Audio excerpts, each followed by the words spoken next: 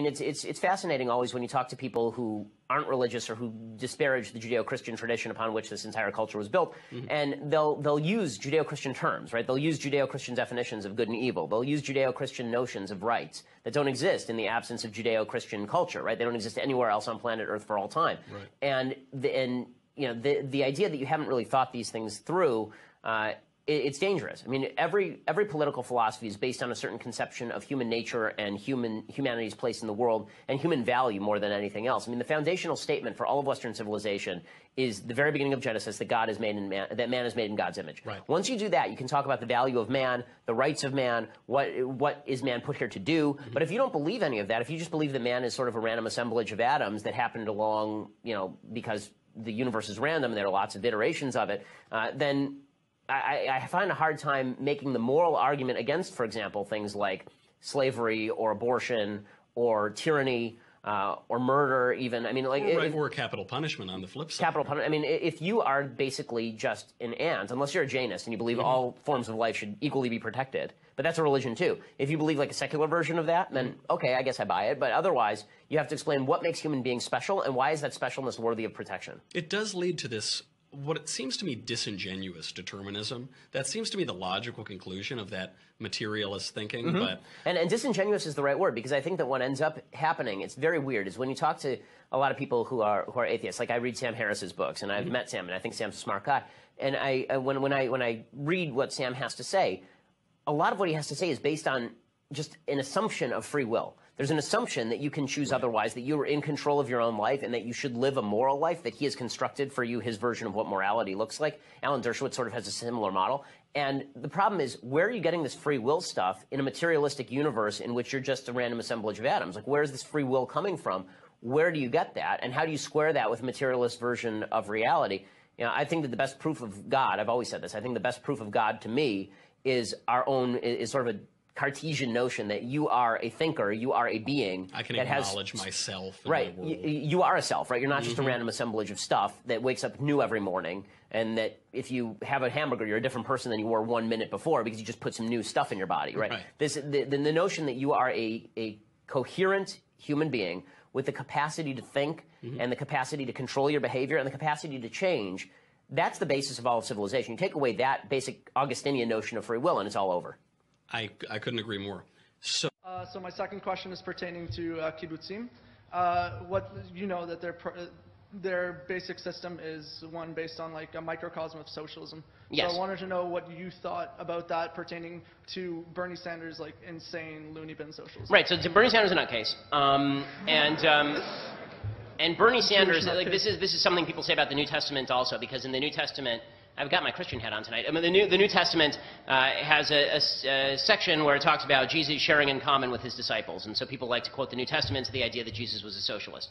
Okay, as somebody who, first of all, the New Testament also says, "He who does not work, he shall not eat," right? So there's that. But aside from that, the fact is that the kibbutz model failed. They tried it, and then they tried to expand it out, and it failed. And the reason it failed is for the same reason that socialism always failed. You can't pay a doctor the same as a janitor and expect things to go well. It'll work. Socialism works in tiny communities. You know how you know? Because you all have families, and they're basically socialist. Right? You have a common pool of wealth, and everybody draws from it. Right? My wife and I have a joint bank account. Ooh, we're socialists. Right? But the difference is, I like my wife. I don't know any of you people.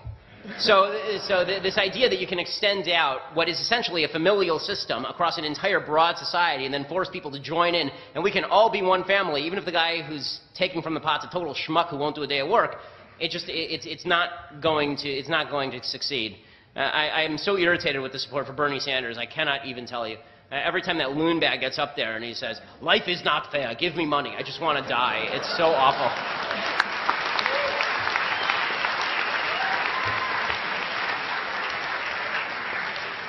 So just to quickly wrap up, I am a premium annual subscriber to the Daily. Oh, thank you. I appreciate it. Also, my mom's an Argentinian immigrant, so she wants you to talk a little bit slower because English is not her first language. So yeah, I've been asked this about a bajillion times, and unfortunately, the brain moves too fast. I can't. Also, a lot of people say don't meet your heroes. I think they're full of crap. I was wondering if I could shake your hand as well. Sure. Come on up. Thank you.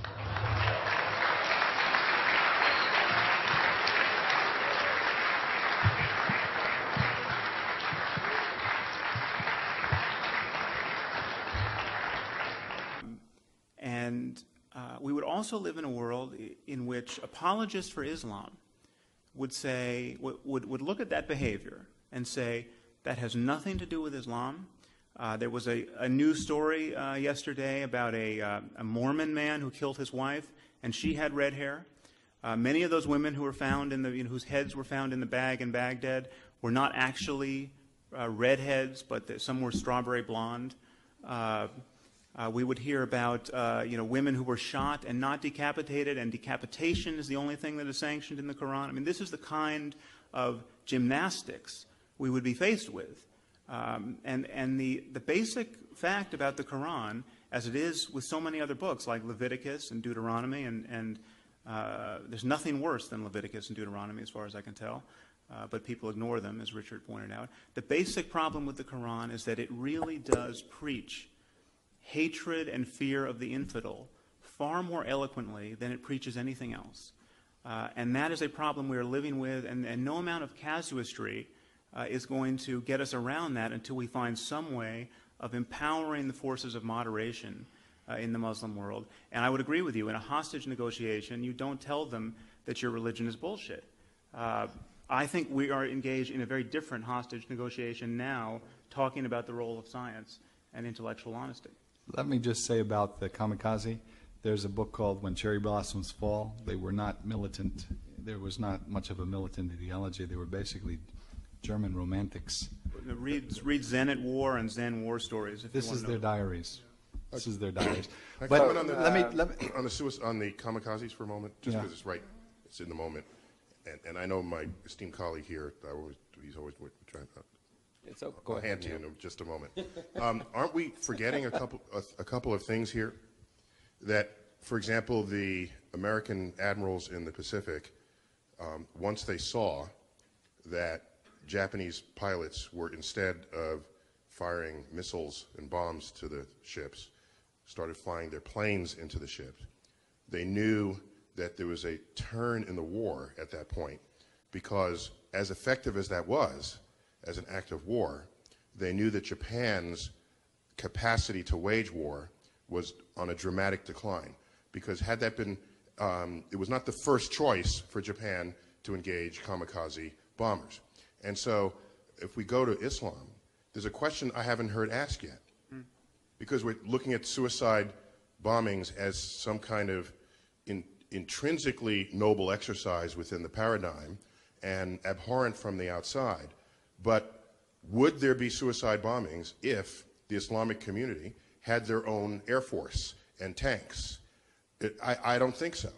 They would be invoking the military machines that the rest of the West has available to itself. and they say so quite specifically.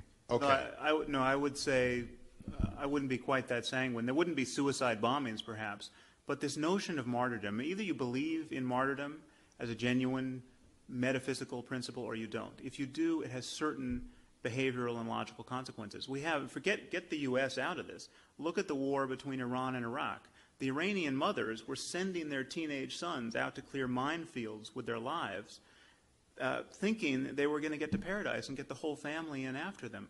We were not, this was not Iran against the great Satan. This was not an expression of their entanglement with Israel.